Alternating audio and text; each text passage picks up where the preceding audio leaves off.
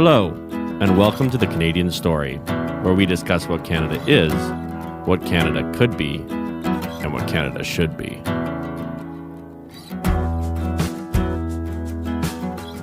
Hello, everyone, and welcome to the Canadian Story. Today, we are joined by Bill Defreitas. Bill, welcome to the show. Thanks for having me, guys. Appreciate it. It's our pleasure, man. Just why don't you go ahead and tell us a little bit about yourself? Who are you? What do you do? So my name's Bill Defreitas. Right now, I run a social media platform promoting Canadian grapplers and wrestlers as well. It's called the Grappling Canada Variety Channel, or the GCVC for short. I was just in my 20s. I kind of picked it up a little bit late, tried a bunch of tournaments, was never too successful, but like most people that get into these sports just kind of fell in love with it. I love the competition side of things, so this is kind of a way for me to be still part of the game. I love it. I love it. So, and I also love that you're promoting Canadian grapplers. You're focusing specifically on the patriotism side of Canadian martial arts. Can you tell us a little bit of what the Canadian grappler scene is like and what you've learned from it in studying it and now basically reporting on it, I guess? Well, it's grappling itself, jiu-jitsu is a very niche market. And then you add the Canadian on top of it. And yeah, it's a small group, but I have noticed that there's way more athletes than I thought, way more gyms than I thought. I thought I was always going to be scrambling to try and find somebody to talk to, try and find new athletes competing. But to my surprise, there's more people, and I keep finding new people every day. And what do you find you like to promote most about these people? Just the true competitors, like the people that are like the grind in the sport is, as they say, real. There's like, even when you break through as a competitor, there's really no financial payoff at the moment. So, I mean, I guess that's kind of what motivates me to do this. When I was grappling myself, I had a lot of help from friends, paying for like flights, registrations, and stuff like that. So I see what these guys do, and it's my way of like paying those guys back is to try and help these guys maybe just train a little bit more, maybe ease up some of the bills when it comes to travel expenses and stuff like that. So I just love to see the guys that are competing and like this is what they live for. And yeah, that's what pushes me. And I love being in the gym. And I love being on the side of the mats when the competitions are on. It's like the front row seats. It's amazing. That's awesome. Are you still training yourself? I am. I had a knee surgery, just a scope, nothing big, at the end of December. So at the moment, I'm just kind of like working my way back into it. But it's funny, like only 31, so still young technically. But yeah, you definitely feel it. All the warnings that I didn't listen to when I was younger. Yeah, listen to those because they're true. Which warnings?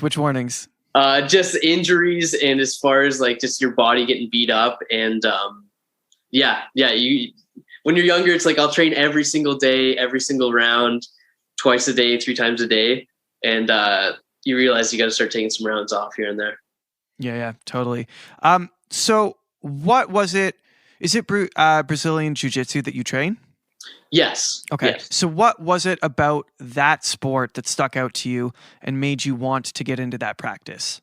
I guess when I was in high school is when the UFC really popped off. There's that Stephan Bonner, Forrest Griffin fight, and kind of every local gym turned into an MMA gym.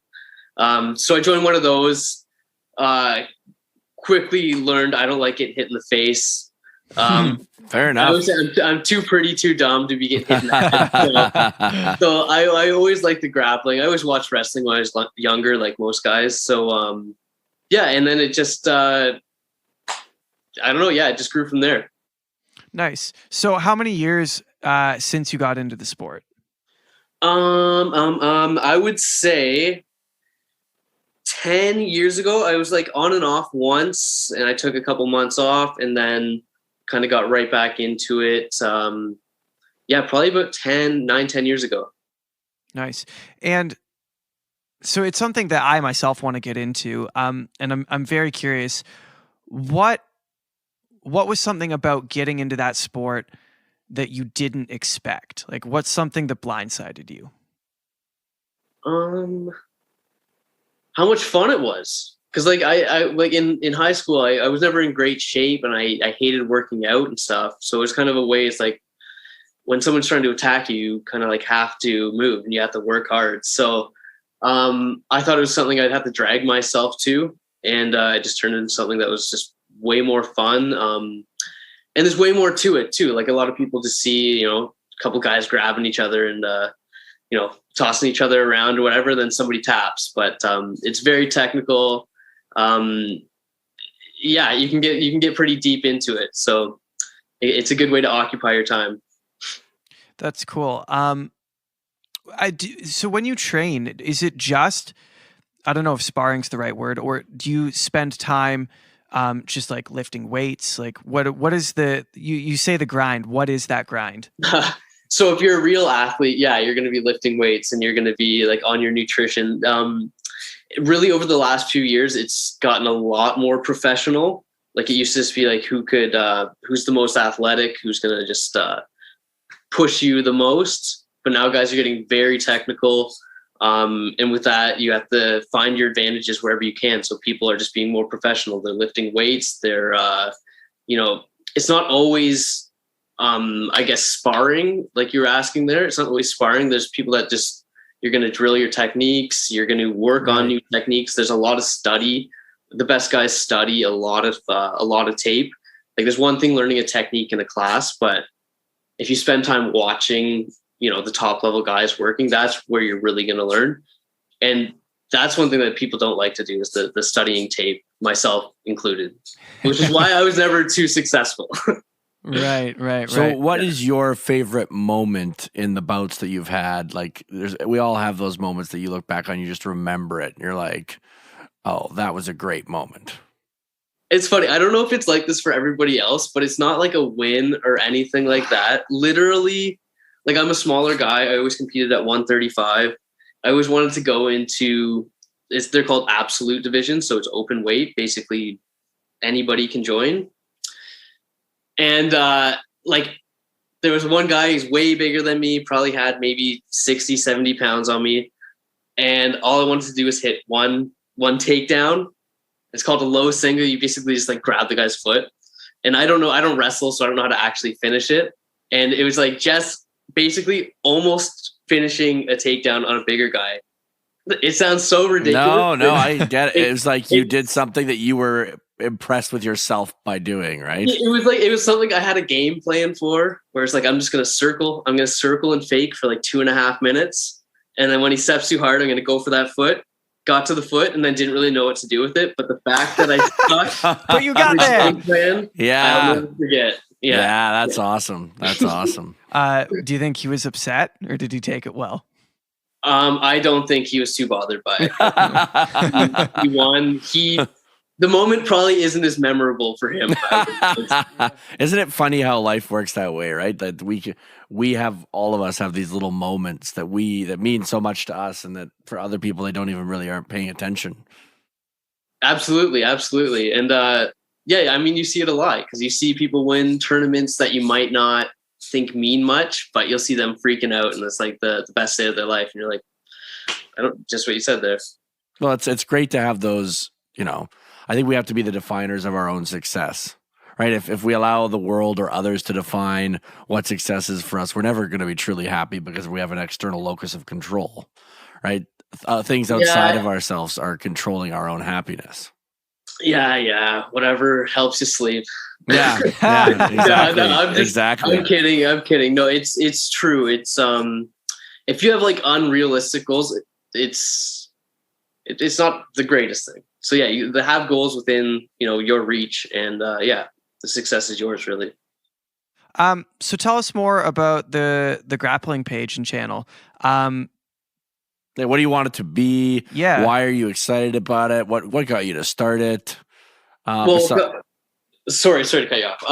What got me started with it was basically my last tournament is when I injured myself, and it was like, okay, 31. not even in like the top divisions, and the top competitors are 19 and 20 years old. So time to move on into that. Sorry, what was the start? I already forget the start of the question. No, I'm interested in what your vision is for Oh, the this vision. page, Oh, yeah. but not just the vision. Also, like, what got you into it? Tell us the story behind this project that you're working on. That's right. Sorry, it was a lead up to the fact that was in November of, I guess it would have been 2019. So I went, bought a camera, bought some gear, just started filming from there, and then COVID happened. So it was a good run, but all the competition and the training kind of got shut down. So I had big hopes for it. It was going well. I had plans for it. So it's stuff that I'm not really talking about too much because it's hard to plan too much for the future right now. But at the moment, it's just try to just keep promoting the guys that are competing. There's a lot of guys that have moved to the States right now.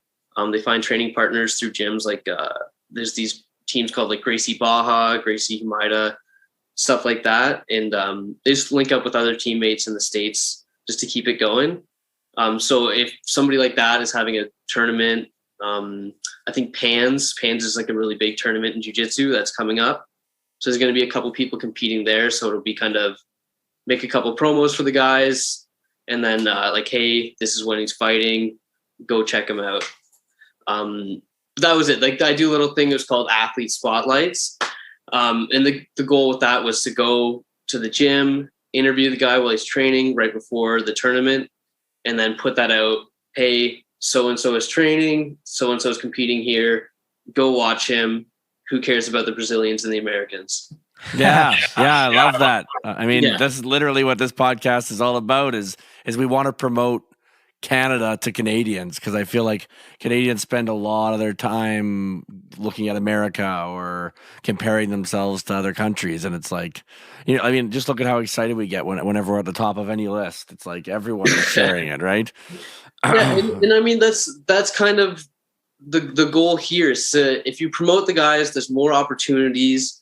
Maybe they don't have to work a full-time job. Maybe you don't have to you can work a part-time job. Just so you can train more, because there's a lot of these guys in the States that they can train full time. It's not that they're any better or any more special. There's just more time to train. There's more training partners. There's more possibility that you can actually do it as a profession. So yeah, I'm just trying to help with that, Why do you think the athletes in the States have more opportunity than athletes in Canada?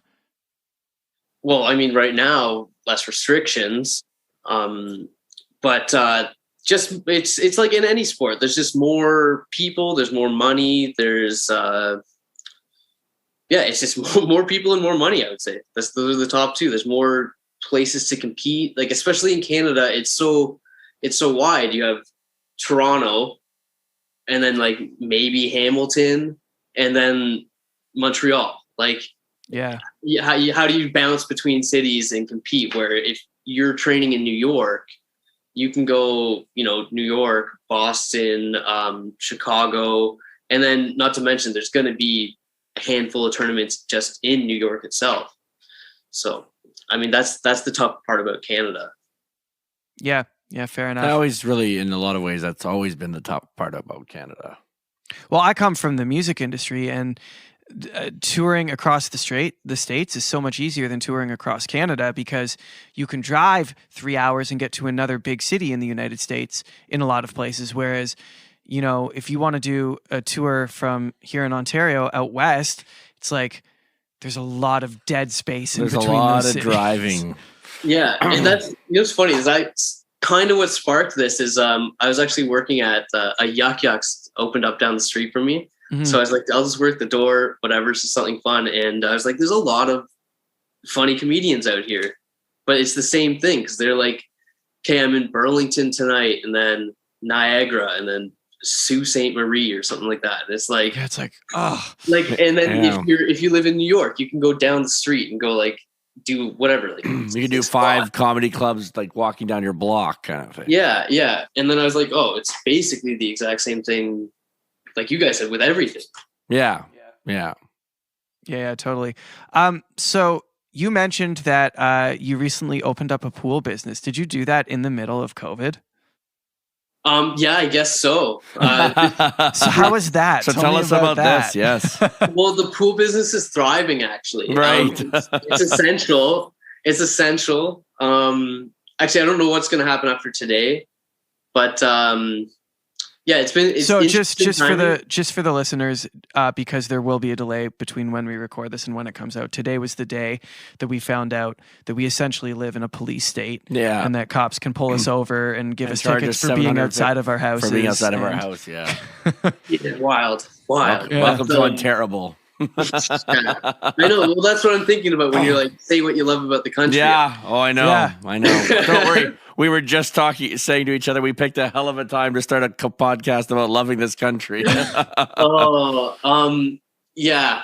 Interesting. I forget where we were before this, but So I asked you. So the pool business is essential. yeah. Sorry, go When did you start it? Basically in March. So this year, we're just getting up and going. Yeah, things are going well. Work with a couple other local guys. Shout out Crush Pools and my friend the Pool Mechanics too. Nice. There you go. What made you want? Yeah. What made you choose pools? Well, you know, it worked out well when I was trying to actually compete grappling, because it gave me like a good, you know, like 7 to 5 job where you get up early, work all day, and then you can basically make sure you're going to hit the gym at night.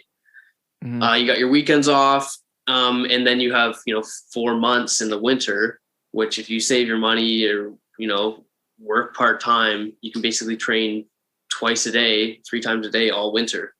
Mhm. So it worked out for me. I did that for about 10 years.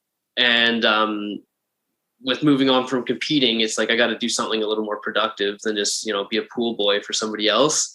Right. And, Right.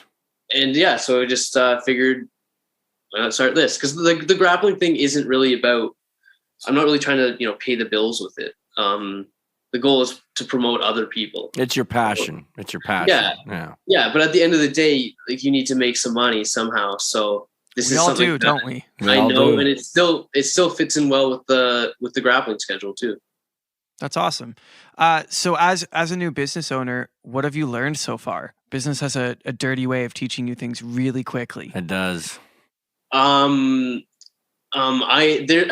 just way more to everything on the actual office side of things. Like I can fix things, I can do this and that, but yeah, respect to the office workers out there.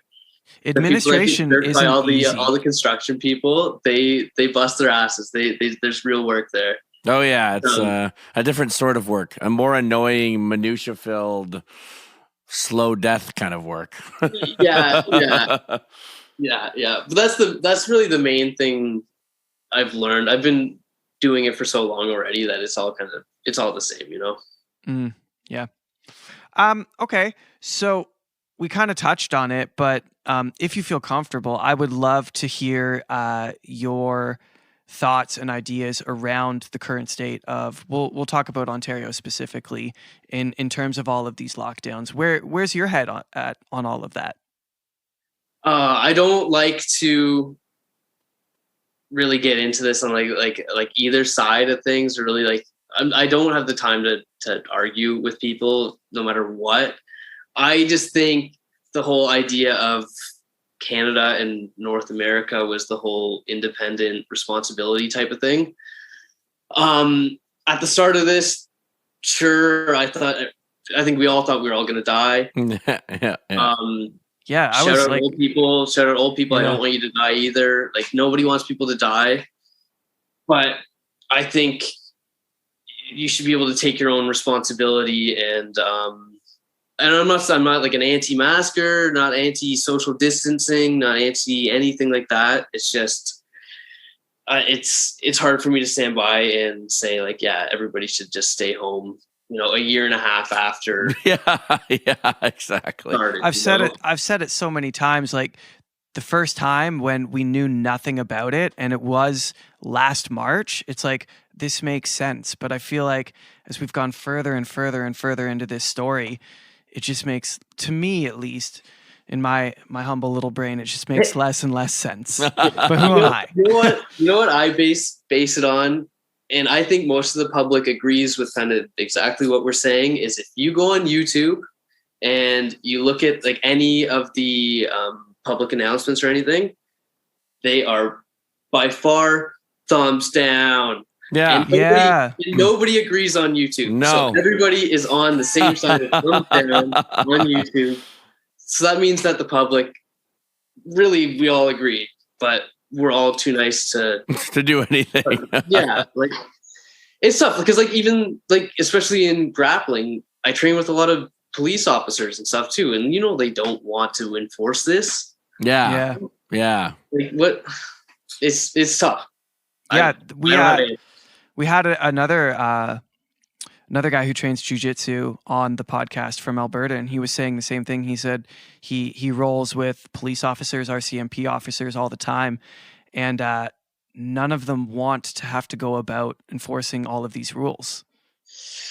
And like, especially in jiu-jitsu, you're around a lot of conspiracy theorists. Right. Mm-hmm. Why do you think that is? Let's go into that for a moment. Let's go down that rabbit hole.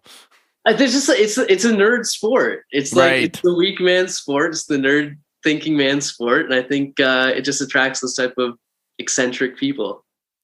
I like. What do you mean? What do you mean? It's a weak man sport? Well, it's based on like the like using leverage and that type of. Like it's not just using raw power. Yeah. But at the height of competition, size matters. Mm-hmm. Now, if anybody is listening to this that's like a big jiu-jitsu fan and you tell me, what about Mikey Musumeci? Yeah, he's amazing. He's the only guy that's going to beat bigger guys. Right. Yeah, but other than that, it's supposed to be like the gentle art is what they call it, you know. So I want to go back to something you said. I think it was at the very beginning where you said that you fell in love with the sport. I want you to go into more about why you fell in love with it, what makes you love it. And I mean, obviously you love it so much that even though you've, maybe given up on your desire to be like the best in the world, you love it so much that you just want to promote other people who love it. Yeah, I don't know. It's funny because I always ask people that too at the end of a lot of my things. And I've never really thought about it too much myself. It's in a lot of the world, you can talk your way through things. But when you're like grappling with somebody, like you can't pretend anything. So the guys or whoever, if they walk around tough or this and that, you just, they call it like the mats of truth too. Like everybody knows where you stand. I'd like to stand by and be like, oh, there's no egos, which people love to say, but I don't believe that either. But I don't know. I just love the, I think fighting is like the height of competition. Okay. MMA, whatever, is the height of competition. If you watch any sport, NHL, MLB, NASCAR racing, when it gets too heated, it turns into a fight. Right. That's interesting. You never see a fight break into a baseball game when it gets True. So it's like to me it's the truest form of sport. And like I said at the start, too pretty, too dumb. So I don't want to get punched. So right. I like the grappling aspect of it. Wrestling is a whole different beast. That's a young man's sport. That is an intense sport, but jiu-jitsu, you can lay back, you can still get in there, you can go hard, you can go slow. And it's endless. It's just a constant puzzle. I've seen it change a lot of people's lives. It gave me something to do when I was 19, changed my attitude towards a lot of things. And it's given me kind of like what's the right word? Like a game plan for most issues in life. Like if you really go in to grappling, whether you're wrestling or doing jiu-jitsu, if you really dive in and you push yourself and you compete as much as you can, you're going to come across basically every possible problem you're going to have in life. And then after, you can be like, okay, I got through it there. So most issues aren't really that big a deal. Can you give me like a practical example of that? I love that idea that you're using the lessons you're learning and the thing you love to help you get through other parts of life. Can you give an example of that? It makes me think about a lot of things. I used to get, well, I'd like to say used to, but I'll get frustrated quickly sometimes. And it gives me an idea of what really matters. This might sound stupid, but like, the law is what keeps a lot of us safe. You know what I mean? If somebody attacks you, if there's no law, like you're in trouble. You have to be able to defend yourself. So working on pools, this is a bit of a turn. I'll see people like lose their minds over very small issues that have to do with a pool of water. Like Right. The height of luxury. And Like they'll just lose their minds over it. Yeah. Like you can buy a car and you can be like, well, I can use that, right? Like it's something, you can have a nice house, whatever. But a pool is just like, and I work on pools, it's useless. Right. Right. So when somebody is like really getting mad and like freaking out about that, you're like, I could take you down and just hold you on the ground. That's a real problem. Like that's a real issue. So when small things happen in my life, it's just a reminder that like it doesn't really matter that much. So you feel that the exposure to more dire issues, meaning someone choking you out, gives you more patience and control over the smaller issues in life? Yes, but I'm not trying to say, I guess, that it's just jiu-jitsu itself. I would go for like anything. Like if you're a diehard chess player, if you're a diehard whatever, it still puts you through all those life challenges, all the anxieties, all the problems that like people get anxious going to grab a coffee, you know? It's true. But if you push yourself in whatever pursuit it is that you're doing, like those little things don't become as big of an issue. I love that. I guess when you're getting choked and people are trying to kill you, that really makes it sink in too. So you mentioned that you've seen it change people's lives. Do you mind giving us? You don't have to give us names, but like tell us about these people whose lives you've seen changed. Well, I mean, I can only really speak for myself, but I mean, on outward appearances, you can see. I've seen a lot of older, overweight dads that have not much going on lose 50, 60 pounds. They gain a new group of friends. They gain a new passion in life. They start competing. There's countless of the classic getting off of drugs stories, cleaning yourself up, that type of stuff. I've got to meet a lot of younger guys through this that compete at a high level, and I think it's super important. Like they're strong, independent young men because of this sport, you know? Mm-hmm. Mm-hmm. Mm-hmm. Do you find that you can just tell the difference in confidence between a person who does stuff like this and someone who doesn't? I don't know. I think the biggest giveaway is the ears usually. Yeah, that's what I've heard. I've heard the cauliflower ears. They'll tell you every time, eh? Yeah. Sorry, I don't understand that reference. So if you get your ear bashed around enough, they kind of get some cartilage buildup. Okay, cauliflower ear, yeah. So I don't know about the confidence exactly, but because it's like anything. Like you'll meet somebody that learns how to get really good at fighting because they're insecure and they want to beat people up. You know? Right. It's not confident, right? No, that's the opposite of confidence. Yeah, true. Yeah. Do you find those people get very good at the sport though, or do they kind of cap out? I don't know. It's tough to say. Like some cap out, but then you'll be amazed. You're like, wow, I thought this guy was like. You'll see a guy that has like meltdowns like every class, and like myself sometimes, and you're like, wow, that guy really stuck it out. He's still here 10 years later, you know? Right. True. Yeah. So it's hard to say. Like I used to think I could pick people out like, oh, that guy's going to stay forever. That guy's going to be really good, this and that. But you never know who's going to stay and who's not going to stay. Okay. Well, I really appreciate you coming on and talking to us about the sport and what you're all about. And I just want to personally thank you for being someone who champions athletes in Canada. I want to thank you for that too. Like, that's literally awesome. Yeah. That you're out there, you know, people need other people to believe in them and to say positive things about them. And the fact that you're going out there in Canada and saying, no, these Canadian, why are we talking about the Brazilians and the Americans? Let's talk about our boys. I love that. Yeah, for sure. I mean, like, the Americans and Brazilians have been getting promotion for the last, 10 years. They get promoted hard, but if you look closely, they don't win everything, right? So there's just so many of them that it seems like they're all all-stars, but hopefully we can get some more names built up around here, and hopefully we can get back to competition. Yeah. Yes. Actually, Yeah. I did have one question because I don't follow the sport closely at all. How do Canadians rank in terms of like world stage in the sport?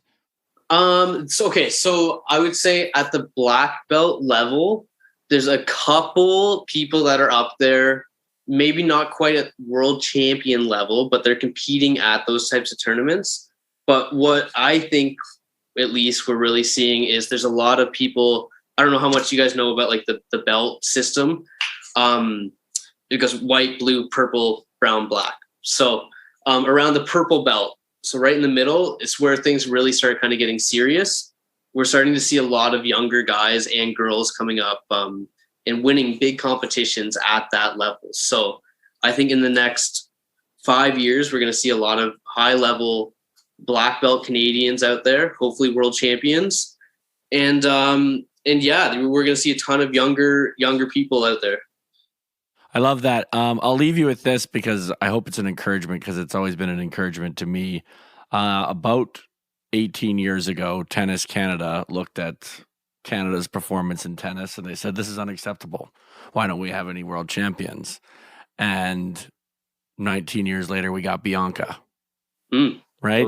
Well, there we go. And so all it takes is people committing to and believing in a sport, in a cause, and you're one of those people. You're literally paving the way for, who knows, maybe 5 years, maybe 10 years down the line here, there's going to be a champion, and they're going to have you to thank for that. So, well, I appreciate those kind words, but it's, the athletes don't thank themselves enough. It's always thanks to the coach. I agree. It's always thanks to the coach. I couldn't do this without this person, but they do it, man. Like the athletes put the work in. I just sit there with the camera. They deserve it. I love it, man. I love what you're doing. Thank you for what you're doing. Yeah, thanks so much, Bill. Thanks for coming on. Yeah, I appreciate the opportunity, guys. Thanks a lot. Thank you for listening to The Canadian Story. You can find us on Instagram and Twitter at The CAD Story. That's The CAD Story. If you enjoy this podcast, please share it with your friends and family.